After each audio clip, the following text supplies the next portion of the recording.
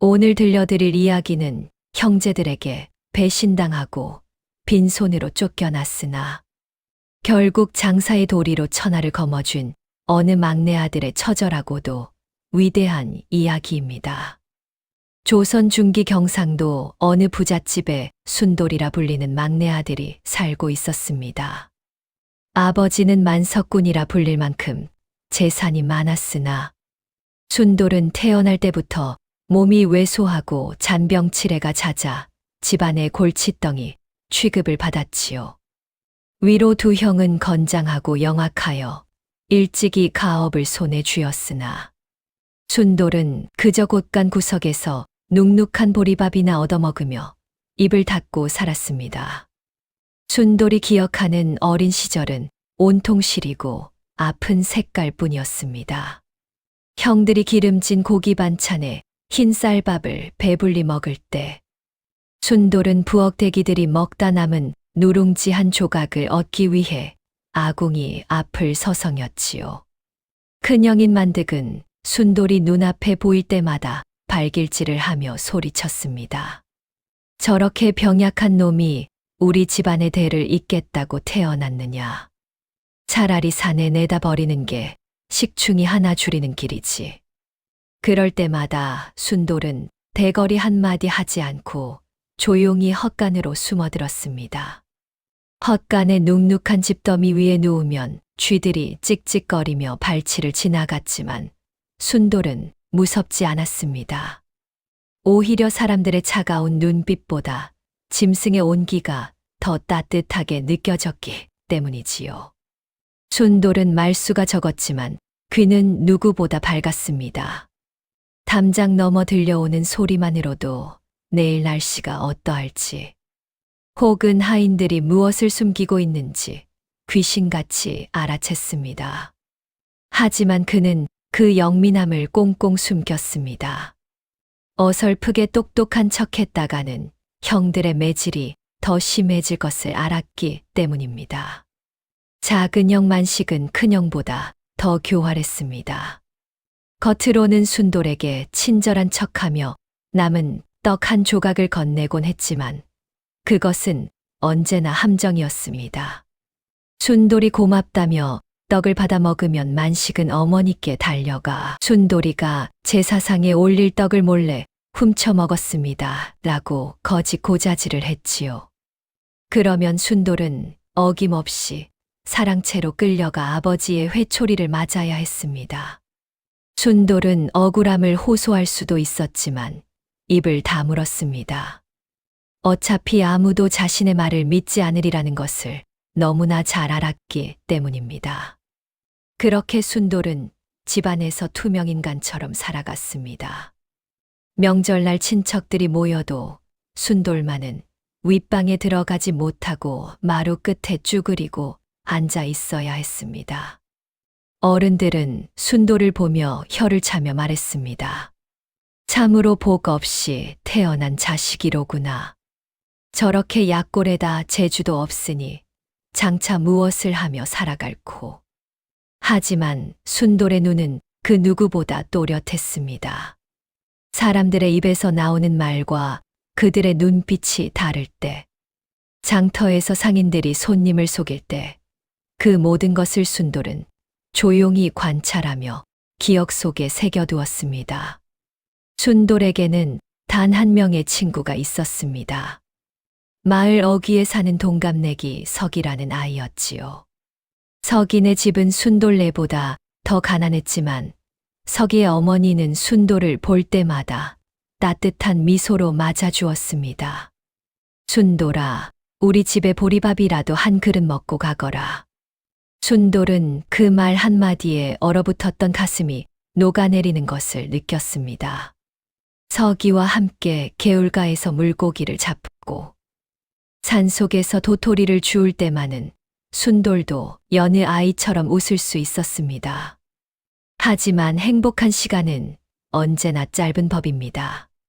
석인의 식구들이 흉년을 이기지 못하고 북쪽 함경도로 떠나게 되었다는 소식을 들었을 때 순돌은 처음으로 소리내어 울었습니다. 서기는 떠나는 날 아침 순돌에게 작은 주머니 하나를 건넸습니다. 그 안에는 서기가 모아두었던 예쁜 조약돌 몇 개가 들어 있었지요. 순돌아, 이 돌멩이들처럼 넌 거칠게 깎이고 있지만 언젠가는 반드시 보석이 될 거야. 나는 그걸 믿어. 서기의 말은 순돌의 가슴에 깊이 새겨졌습니다. 그러던 어느 겨울밤, 집안에 큰 어둠이 닥쳤습니다. 평소 건강하던 아버지가 갑작스러운 풍으로 쓰러진 것입니다. 안방에서는 두 형의 분주한 발소리와 가식적인 울음소리가 들려왔지만 순돌은 문턱조차 넘지 못했습니다. 큰형이 문 앞을 가로막으며 으름장을 놓았기 때문입니다. 내 놈의 부정한 기운이 아버지의 마지막 길을 방해할까 두렵다. 저 멀리 행랑채 끝방에 처박혀 있거라. 순돌은 문 밖에서 눈을 맞으며 밤을 지새웠습니다. 그의 귀에는 안방에서 들려오는 아버지의 가느다란 신음소리가 들렸습니다. 순돌은 두 손을 모아 하늘을 향해 빌었습니다. 제발 아버지를 살려주소서. 제가 무슨 죄를 지었기에 아버지의 마지막 순간조차 함께할 수 없단 말입니까? 하지만 하늘은 냉혹했습니다. 눈발은 더욱 거세게 내렸고 순돌의 몸은 점점 얼어갔습니다. 새벽녘 아버지가 가느다란 숨을 몰아쉬며 순돌의 이름을 아주 작게 불렀을 때 형들은 못 들은 척 아버지의 손을 치웠습니다. 아버지는 마지막 힘을 다해 손가락으로 무언가를 가리켰습니다. 그것은 구석에 놓인 낡은 옷 요강이었습니다. 아버지의 눈에는 순돌을 향한 미안함과 무언가 전하고 싶은 간절함이 서려 있었지만 형들은 그 시선을 가로막으며 아버지의 눈을 감겼습니다. 아버지, 편히 가십시오. 저희가 잘 모시겠습니다. 그들의 말에는 슬픔보다 안도가 묻어났습니다. 아버지가 숨을 거두자마자 집안은 순식간에 난장판이 되었습니다. 곡소리가 채 끝나기도 전에 두 형은 집안의 보물창고 열쇠를 움켜쥐었습니다. 기름진 논밭과 금은 보화는 모두 큰형과 작은형의 몫으로 나뉘었습니다. 순돌 앞에 남겨진 것은 아버지가 임종 직전 가리켰던 그 녹슨 요강 하나와 밑창이 다 떨어진 집신 한 켤레뿐이었습니다. 큰형은 비열한 웃음을 지으며 요강을 순돌의 발치에 던졌습니다. 내 놈은 평생 남의 뒤나 닦으며 살 팔자이니 이 요강이나 들고 당장 이 집에서 나가거라. 순돌은 그 차가운 요강을 가슴에 안았습니다. 요강의 표면은 세월의 때가 겹겹이 쌓여 시커멓게 변해 있었고 여기저기 녹이 슬어 손에 닿는 감촉조차 거칠었습니다. 하지만 그것은 아버지의 유품이자 순돌의 목숨값이었습니다. 순돌은 그 요강을 꼭 껴안고 마지막으로 안방을 바라보았습니다.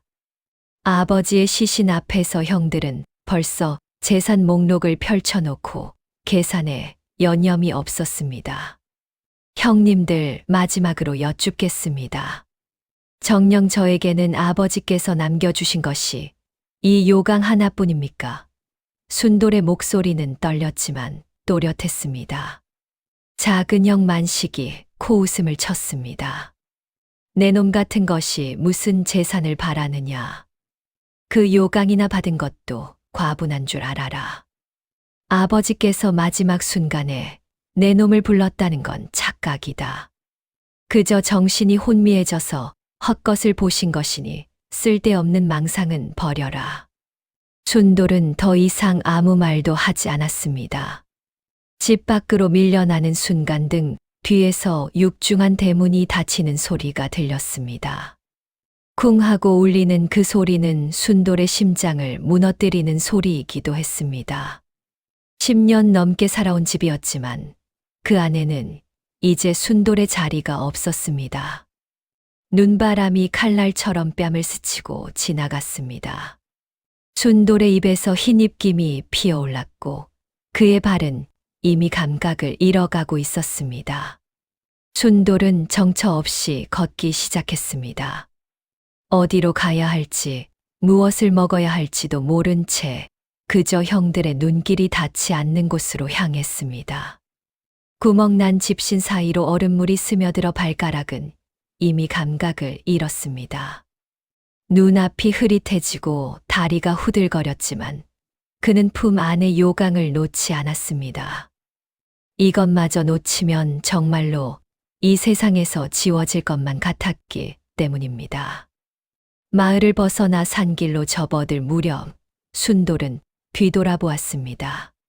저 멀리 보이는 자신이 태어나고 자란 집은 이제 따뜻한 연기를 뿜어내며 형들의 웃음소리로 가득했을 것입니다. 순돌의 눈에서 뜨거운 눈물이 흘러내렸습니다. 그 눈물은 뺨을 타고 내려오다가 차가운 바람에 얼어붙었습니다. 순돌은 비틀거리며 산길을 올랐습니다. 길섭의 나무들은 앙상한 가지를 뻗어 마치 순돌을 조롱하는 듯 했습니다. 산길을 오르다 지친 순돌은 어느 커다란 소나무 아래 쓰러졌습니다. 하늘에서는 마치 무심한 눈송이가 펑펑 쏟아지기 시작했습니다. 아버지, 저를 왜 이렇게 비참하게 만드셨습니까? 이 요강 따위가 저희 전부입니까? 순돌은 처음으로 하늘을 보며 통곡했습니다. 목소리가 나오지 않아 가슴으로 울었습니다. 그의 몸은 점점 차갑게 식어갔고 의식은 흐릿해져 갔습니다. 그때 저 멀리서 고요한 방울 소리와 함께 횃불의 흔들림이 보였습니다. 보부상 무리였습니다. 그들은 밤길을 걷다가 소나무 아래 쓰러진 순돌을 발견했습니다. 이 어린 것이 어쩌다 산속에서 얼어 죽을 뻔했누. 보부상 대장의 투박한 손이 순돌의 이마를 짚었습니다.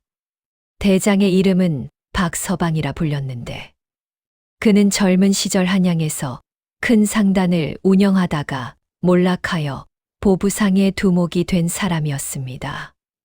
박서방은 순돌의 품에 안긴 녹슨 요강을 보고는 묘한 미소를 지었습니다. 죽어가는 마당에 요강은 왜 이리 꼭 안고 있느냐? 순돌은 갈라진 목소리로 대답했습니다. 이것이 제 아버지의 마지막 선물입니다. 박서방은 순돌의 눈빛에서 범상치 않은 기운을 읽었습니다. 그것은 죽음 앞에서도 무언가를 끝까지 지키려는 집념이었습니다. 그래, 죽을 힘이 남아있다면 우리 짐이나 들어보겠느냐. 이것이 순돌이 거상으로 성장하게 되는 길고도 험난한 유랑의 시작이었습니다. 순돌은 보부상들을 따라다니며 온갖 굳은 일을 도맡았습니다. 낮에는 무거운 짐을 지고 수십 리 길을 걸었고 밤에는 선배 상인들의 발을 닦고 해진 신발을 꿰맸습니다. 하지만 그는 불평하지 않았습니다. 오히려 장터의 생리와 물건이 오가는 이치를 눈여겨보며 자신만의 장사 노트를 머릿속에서 내려갔습니다. 보부상 무리는 전국을 떠돌며 장터마다 물건을 팔았습니다. 순돌은 처음에는 짐을 나르는 일만 했지만 점차 장터의 흐름을 읽기 시작했습니다. 어느 고을에서는 무명이 잘 팔리고 어느 고을에서는 농기구가 귀한지 또 어느 계절에 어떤 물건이 필요한지를 귀신같이 알아차렸습니다. 박서방은 순돌의 그런 재능을 일찍이 알아보았습니다. 순돌아, 너는 물건을 보는 눈이 남다르구나. 다른 놈들은 눈앞에 이익만 보지만 너는 사람들이 진짜로 필요로 하는 것이 무엇인지를 본다. 박서방의 칭찬에 순돌은 고개를 숙였습니다. 저는 그저 제가 굶주렸던 시절을 기억할 뿐입니다. 사람들이 무엇을 간절히 원하는지는 제 배고픔이 가르쳐 주었습니다. 특히 순돌은 매일 밤 잠들기 전 자신이 가져온 그 요강을 닦는 일을 게을리하지 않았습니다. 처음에는 시커먼 녹으로 뒤덮여 정체를 알 수 없던 요강이었지만 순돌이 모래와 짚을 섞어 정성껏 문지르자 조금씩 황금빛 속살이 드러나기 시작했습니다. 사람들은 그런 순돌을 미친놈이라 놀려댔습니다. 요강을 닦는다고 요강이지 그게 금이 되겠느냐. 하지만 순돌은 묵묵히 닦고 또 닦았습니다. 세상 만물은 닦을수록 빛이 나는 법이다. 사람의 마음도 물건의 가치도 닦지 않으면 녹슬어 버리는 거야. 순돌은 요강을 닦으며 아버지가 남긴 무언의 가르침을 깨달았습니다. 아버지는 화려한 금은 보화를 주지 않았지만 대신 인생의 진리를 담은 이 요강을 남겨주신 것이라고 순돌은 믿었습니다. 어느 날 아침 햇살이 요강에 반사되어 눈부신 빛을 내뿜었을 때 박서방은 감탄을 금치 못했습니다. 요강 하나로 마당 전체를 밝히다니. 내 놈의 정성이 보통이 아니구나. 순돌은 그날 처음으로 장사의 진짜 비밀을 알게 되었습니다. 물건을 파는 것이 아니라 정성을 보여주는 것이 장사의 시작임을 말이지요. 보부상 무리를 따라 팔도를 유랑한 지 어느덧 3년의 시간이 흘렀습니다. 왜소했던 순돌의 어깨에는 이제 굳은 살이 박여 제법 무거운 짐짝도 거뜬히 짊어질 만큼 단단해졌지요. 하지만 순돌은 여전히 입을 굳게 다물고 살았습니다. 선배 상인들이 술잔을 기울이며 허풍을 떨 때도 순돌은 구석에서 진보다리의 매듭을 확인하거나 아버지가 남긴 요강을 닦으며 밤을 지새웠습니다. 그 무렵 보부상 일행은 경기도 안성의 큰 장터에 짐을 풀었습니다. 안성은 전국의 유기가 모이는 곳이라 하여 안성맞춤이라는 말이 생겨날 정도로 유기 장사가 치열한 곳이었지요.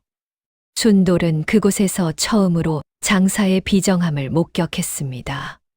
힘 있는 상단이 영세한 노점상들의 자리를 빼앗고 질 낮은 노쇠를 속여 파는 일이 비일비재했습니다. 순돌은 그 난장판 속에서도 눈을 크게 뜨고 누가 진짜 주인인지 누가 가짜 상인인지를 가려냈습니다. 안성 장터에는 조행수라는 거물이 있었습니다.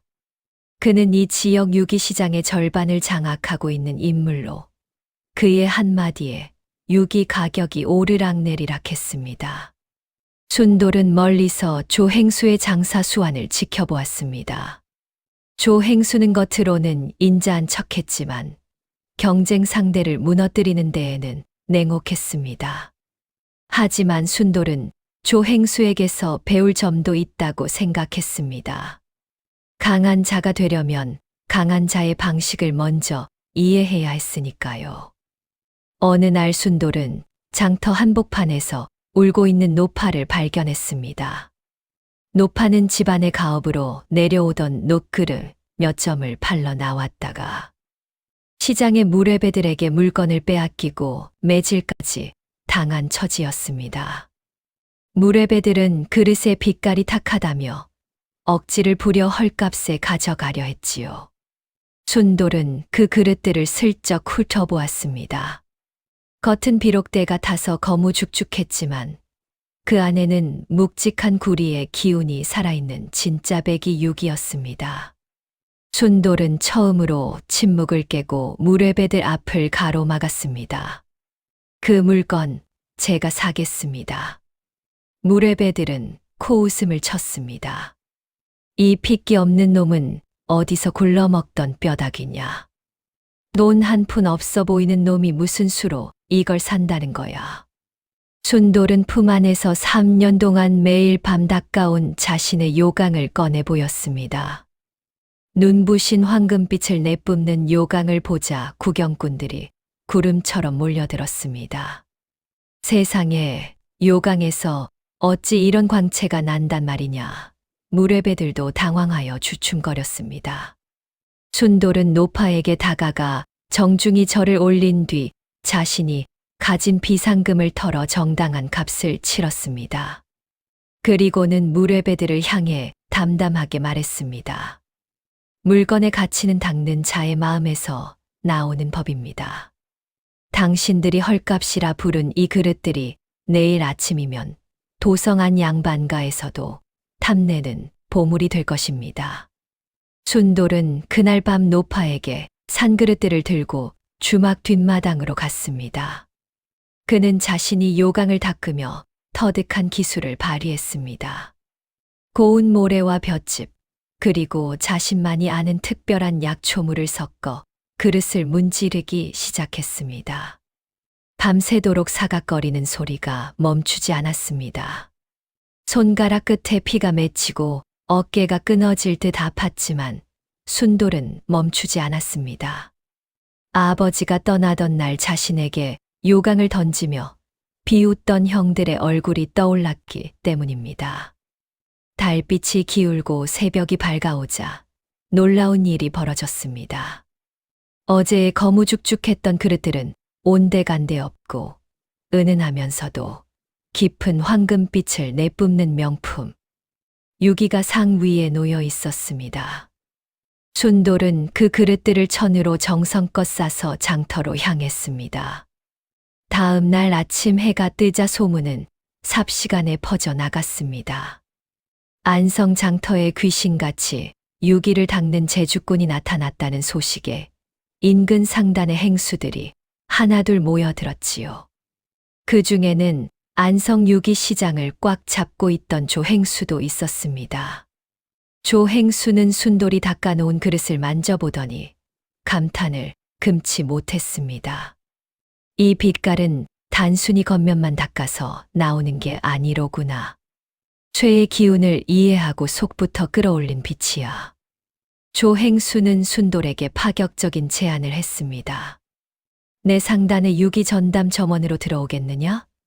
월급은 지금의 3배를 주마. 하지만 순돌은 고개를 저었습니다. 저는 물건을 파는 법을 배우고 싶습니다. 제 눈으로 사람의 마음을 읽고 그 마음에 꼭 맞는 물건을 건네는 법을 알려주신다면 기꺼이 가겠습니다. 조행수는 어린 사내의 당돌한 기계에 허허 웃으며 고개를 끄덕였습니다. 좋다. 내 뜻이 그러하다면 내 상단에서 제대로 배워보거라. 조행수의 상단에 들어간 순돌은 그날부터 유기 판매를 맡았습니다. 순돌은 손님이 가게 문턱을 넘는 순간 그의 걸음걸이와 옷차림, 그리고 눈동자의 흔들림을 관찰했습니다. 돈 많은 양반에게는 화려한 반상기를 내밀기보다 중후한 멋이 있는 향로를 추천했고, 검소한 선비에게는 평생 써도 변치 않을 튼튼한 수저 세트를 권했지요. 순돌이 맡은 물건은 백전백승이었습니다. 손님들은 순돌의 말 한마디에 마음의 빗장을 풀고 지갑을 열었습니다. 순돌은 결코 거짓을 말하지 않았습니다. 이 그릇은 손님의 성품처럼 단단하여 대를 이어 쓰셔도 좋습니다. 이 수저는 식사 때마다 손님의 건강을 지켜줄 것입니다. 진심이 담긴 순돌의 장사법은 안성 장터를 넘어 한양 도성까지 소문이 났습니다. 하지만 성공의 길에는 늘 시기와 질투라는 독버섯이 자라기 마련입니다. 조행수의 아들 갑수는 상단의 재산을 제 주머니 돈처럼 쓰던 난봉꾼이었습니다. 아버지가 일개 짐꾼 출신인 순돌을 신임하는 것을 보고 갑수는 배알이 뒤틀렸지요. 저놈은 우리 집안의 재산을 가로채려는 여우 같은 놈이다. 갑수는 순돌을 함정에 빠뜨리기 위해 상단의 비밀 장부를 가짜로 만들기 시작했습니다. 어느 날 밤 갑수는 기생집에서 술에 취한 채 무례배들과 어울려 앉아 있었습니다. 순돌 그놈을 어떻게든 내쫓아야 해. 저놈이 있는 한 내가 상단을 물려받을 수 없어. 옆에 앉은 무렵의 두목이 비열한 미소를 지으며 말했습니다. 도련님, 제게 좋은 계책이 있습니다. 상단의 귀한 청동 유기 몇 점을 몰래 빼돌린 뒤 순돌의 방에 증거를 남기는 겁니다. 그리고 경쟁업체에 팔아넘긴 것처럼 꾸미면 행수님도 의심하지 않을 수 없을 것입니다. 갑수는 그 계략을 실행에 옮겼습니다. 한 달 동안 공들여 준비한 끝에 마침내 덫이 완성되었습니다. 상단의 창고에서 귀한 유기들이 사라졌고 순돌의 방에서는 조작된 장부 조각이 발견되었습니다. 조행수는 긴급히 상단의 모든 사람들을 모았습니다. 그의 얼굴에는 깊은 실망과 분노가 어려 있었지요. 순돌아, 정말 내가 이런 짓을 했느냐? 조행수의 목소리는 떨렸습니다. 순돌은 이번에도 구구절절 변명하지 않았습니다. 그저 조행수의 눈을 똑바로 쳐다보며 한마디만 남겼습니다.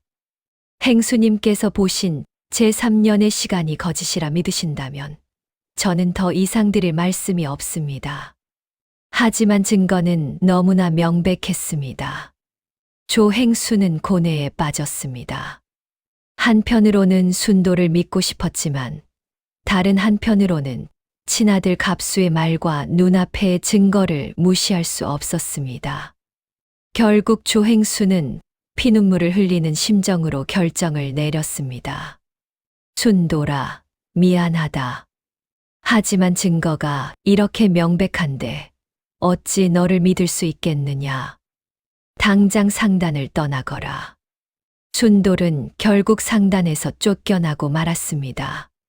갑수는 순돌을 내쫓는 것으로 모자라 동네 무례배들을 시켜 순돌을 장터박 공동묘지 근처까지 끌고 가 흠씬 두들겨 팼습니다. 다시는 안성 땅에 발을 붙이지 마라. 만약 다시 나타나면 그때는 목숨을 내놓아야 할 것이다. 피투성이가 된 순돌은 차가운 흙바닥에 쓰러졌습니다.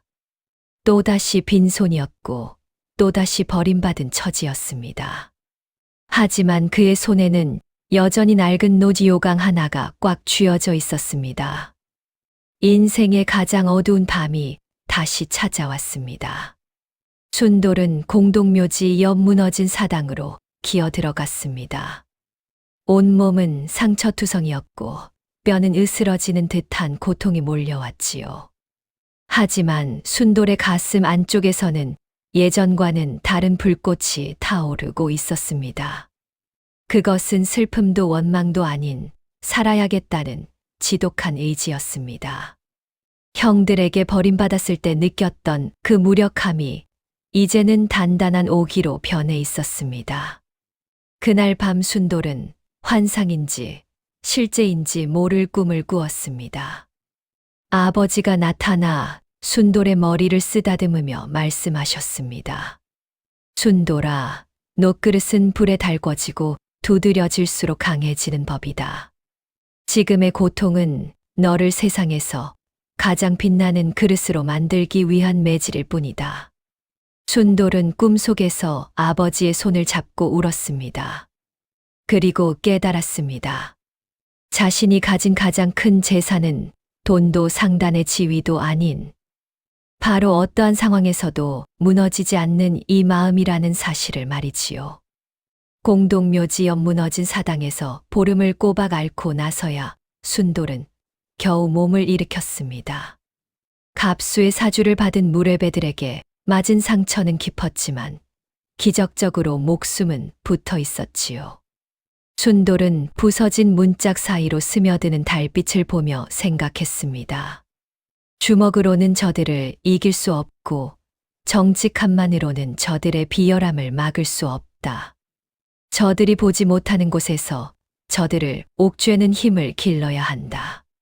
순돌은 피 섞인 침을 뱉으며 장터 밑바닥, 즉 거지들이 모여 사는 운막촌으로 향했습니다.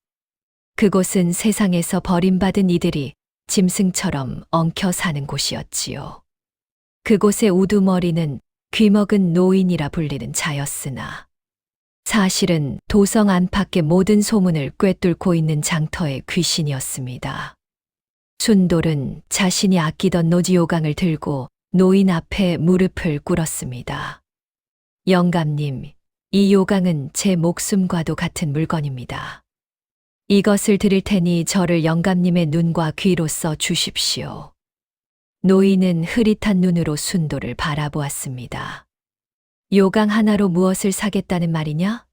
순돌은 단호하게 대답했습니다.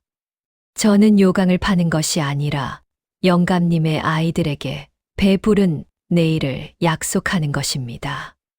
저를 도와주신다면 이 장터의 모든 돈이 영감님의 손을 거치게 만들겠습니다. 노인은 순돌의 눈에서 일렁이는 도끼를 보았습니다. 그것은 단순한 복수심이 아니라 거대한 폭풍을 몰고 올 장사꾼의 야심이었지요. 노인은 껄껄 웃으며 요강을 받아들였습니다. 좋다. 오늘부터 이 바닥의 모든 아이가 내 수족이 될 것이다. 순돌은 그날부터 거지 아이들에게 정보를 캐는 법을 가르쳤습니다. 주막 뒷담화에서 들리는 상인들의 비밀, 투전판에서 오가는 판돈의 흐름, 관가 하인들이 흘리는 공문의 내용까지 말입니다. 순돌은 폐가 바닥에 흙으로 안성장터와 한양 도성의 지도를 그렸습니다. 아이들이 가져오는 정보 조각들을 하나하나 배치하자 거대한 지도가 완성되었지요. 갑수가 어느 기생집에서 누구와 밀담을 나누는지, 조행수의 상단이 이번에 곡물로 바칠 유기를 어디서 조달하는지, 순돌의 머릿속에는 실시간으로 모든 상황이 그려졌습니다.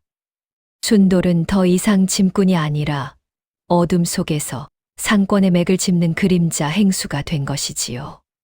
석 달이 흐른 어느 날, 거지 아이 하나가 순돌에게 급히 달려왔습니다. 형님, 큰일 났습니다.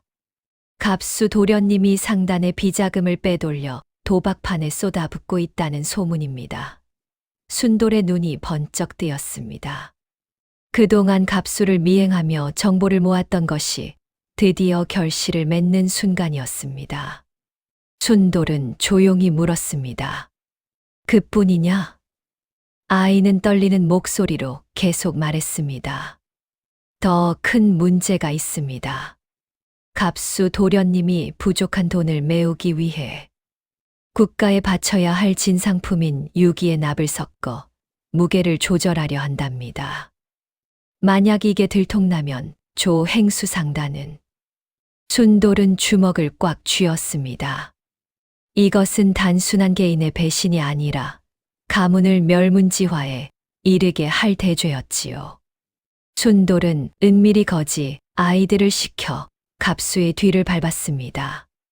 갑수가 납을 납품받는 비밀 창고의 위치를 알아냈고 그가 장부를 조작하는 현장을 목격한 증인을 확보했습니다.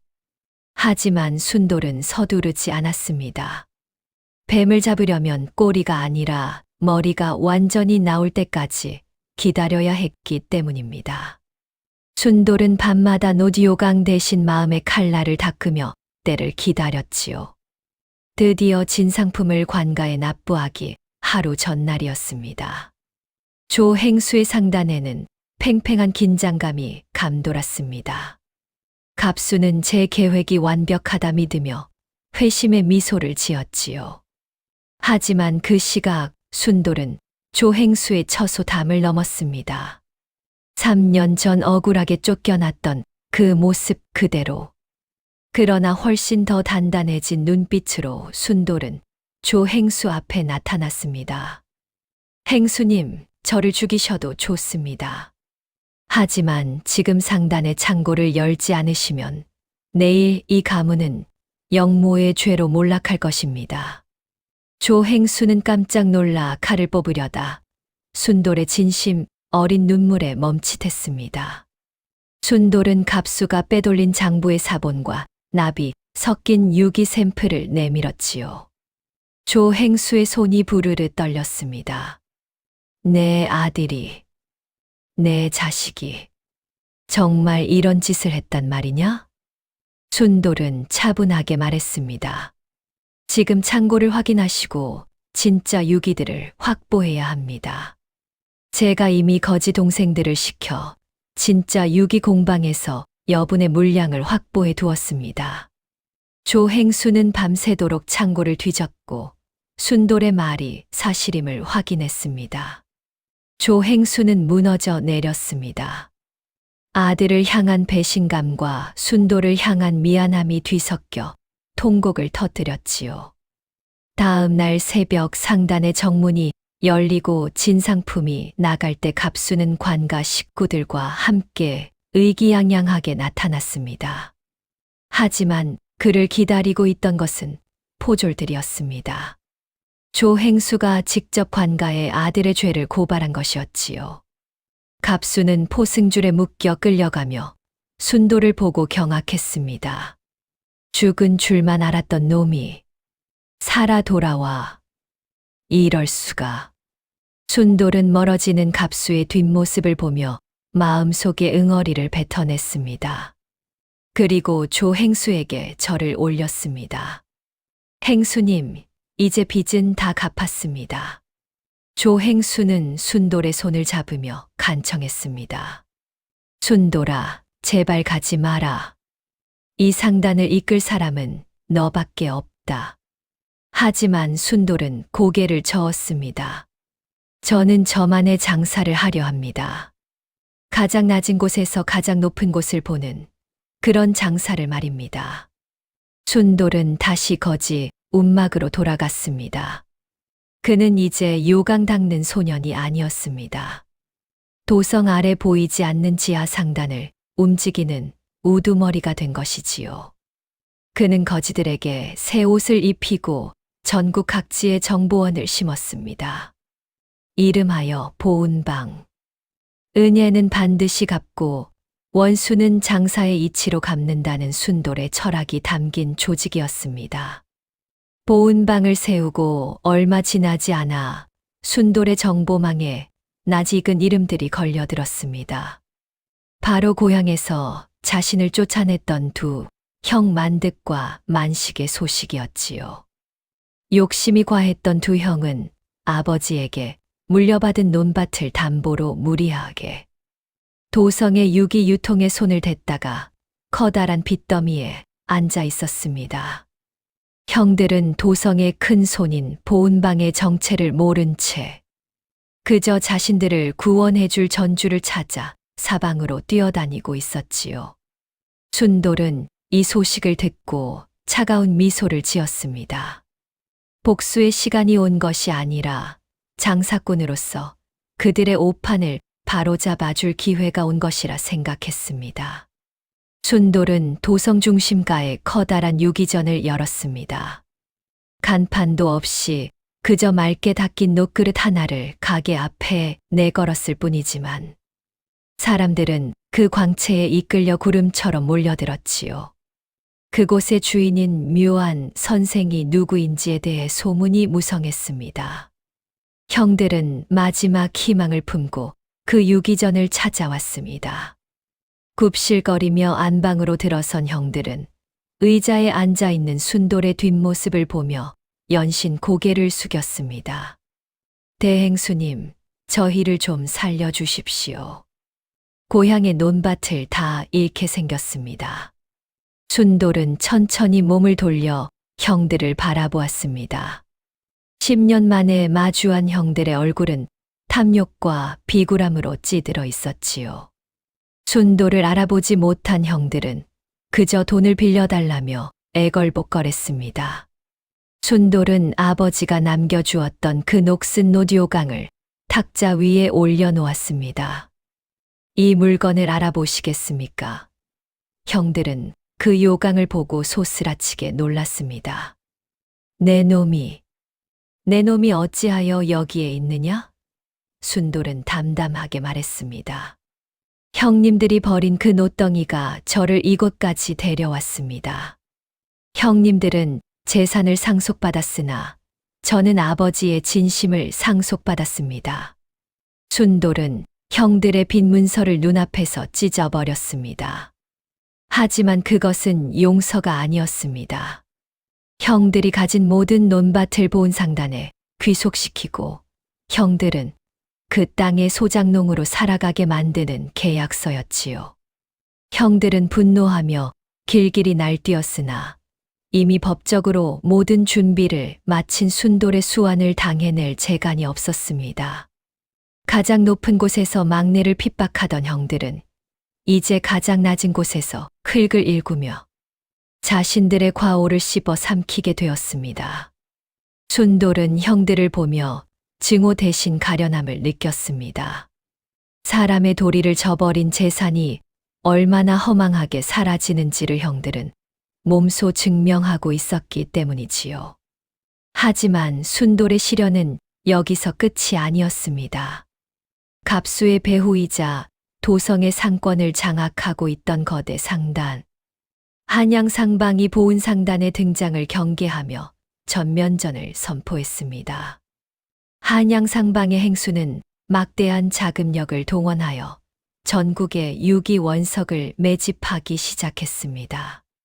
보은상단이 물건을 만들지 못하게 하여 고사시키려는 속셈이었지요.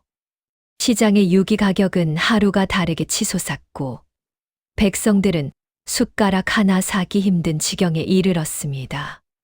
순돌은 위기 속에서 다시 한 번 거지 동생들을 소집했습니다. 형님 한양상방의 창고 위치를 모두 파악했습니다. 그들이 자금을 빌린 고리대금업자들의 목록도 확보했습니다. 순돌은 정면 승부를 피하는 대신 허허실실 작전을 펼쳤습니다.